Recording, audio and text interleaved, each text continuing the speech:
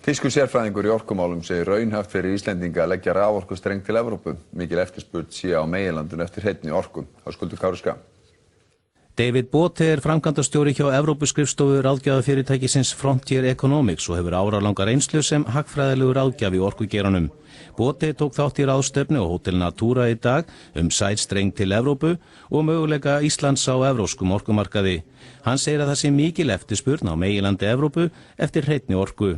Zumindest hat Island etwas anzubieten, was in Europa überall zurzeit gesucht wird. Das ist erneuerbare Energie, es ist günstige Energie und es ist vor allen Dingen auch flexible erneuerbare Energie. Also von daher ist es sicherlich etwas, was in Europa zurzeit überall gesucht wird und wo es deshalb auch Sinn macht, die Option zu prüfen, ob man es nicht direkt nach Europa auch verkaufen kann. Raforkustrengur frá Íslandi til Evrópu sé því raunhæfur möguleiki. Also ich denke, es ist auf jeden Fall eine interessante Option, die man prüfen sollte. Island hat Ressourcen, die sehr gesucht sind in Europa. Kabel kann eine Möglichkeit sein, diese Ressourcen zu nutzen. Dann gibt es verschiedene Business Cases, die man über so ein Kabel fahren kann. Auch die muss man vergleichen. Aber natürlich kann es auch weiterhin eine Strategie sein, einfach Nachfrage zu importieren und die Energie vor Ort verbrauchen. All das muss man mal wirklich sauber durchrechnen und dann sollte man im Grunde eine Strategie wählen, die für Island dann die besten Vorteile generiert. Sagði David Bote, sérfræðingur í orkumálum í dag, en hjá mér Guðmundur Ingi Ásmundsson, forstjóri Landsnets. Ja, Bote, hann vill að við Íslendingar könnum nánar hvaða kostir felast í sæstreng. Ertu sammála því? Já, ég alveg sammála því, en það höfum verið að skoða þessi mál á undanförnu í samvinnu við Landsvirkjun og breska flutningsfyrirtækið og það hefur rauninni ekkert ennþá komið fram sem að gera okkur frákværa þeirri athugun. En finnur þið fyrir miklum áhuga erlendis á því að við Íslendingar leggjum sæstreng? Já, ég geri það í raun og veru þó svo að erlendir aðilar telja ekki að við leysum vandamáli í Evrópu, þá erum við náttúrulega hluta stærri mynd og í Evrópu þá eru menn að tengja saman raforkukerfin með sæstrengjum og öðrum tengilínum í það augnamiði að auka endurnýjanlega orkugjafa í kerfinu sem heild og þau horfa svolítið á okkur í því samhengi líka þó svo að við séum smá í sniðum. En nú var haldinn blaðamannafundur í síðustu viku, Björk Guðmundsdóttir og Andri Snær Magnason, rithöfundur, þau heldur blaðamannafund og vildu svona varpa ákveðnu ljósi á þessa umræðu. Hefur umræðan tekið breytingum eftir þennan blaðamannafund?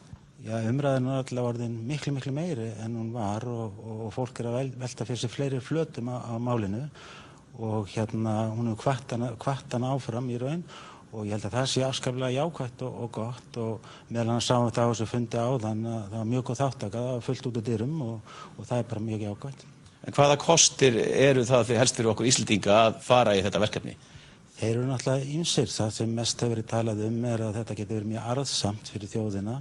Þetta þarf að taka umræðu það hvernig á að skipta þessari arðsemi en staðan í dag er svo að það er sem sagt ríkið eða opinbera aðilar sem eiga stærstu orkufyrirtækin þannig að það er þá þjóðin sem er að hagnast en það eru ýmsir aðrir þættir sem við græðum á líka og af því það er nú stór neyðarstjórnaræfing hérna á morgun að þá má benda á það að þegar stór áföll eru að þá getum við nýtt þessa orku sem vara orku þó hún sé dýr á tímum sem við þurfum og þyrftum eftir að bregðast við með öðrum hætti.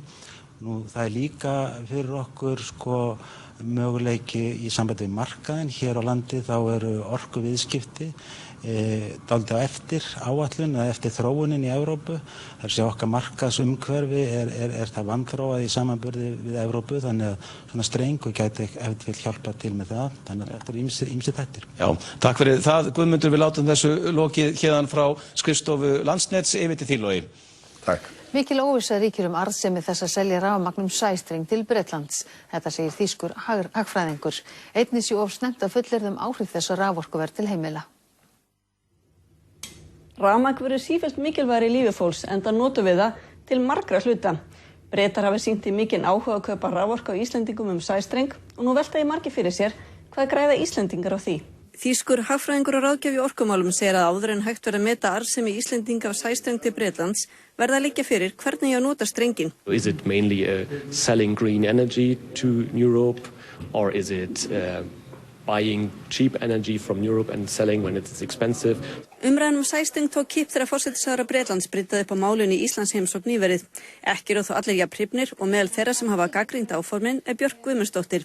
Samtök atvinnulífsins efndu til ráðstefnu máli í dag og var Bote meðal ræðumanna. Iceland has certainly something to offer which is wanted across Europe, which is cheap, renewable and particularly flexible energy.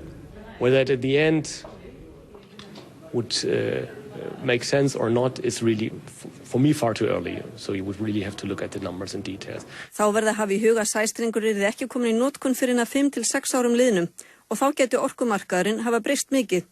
Núna hafi ákvarðanir stjórnmálamanna mikil áhrif á raforkuverð og afar erfitt sé að spá fyrir stjórnmál framtíðarinnar.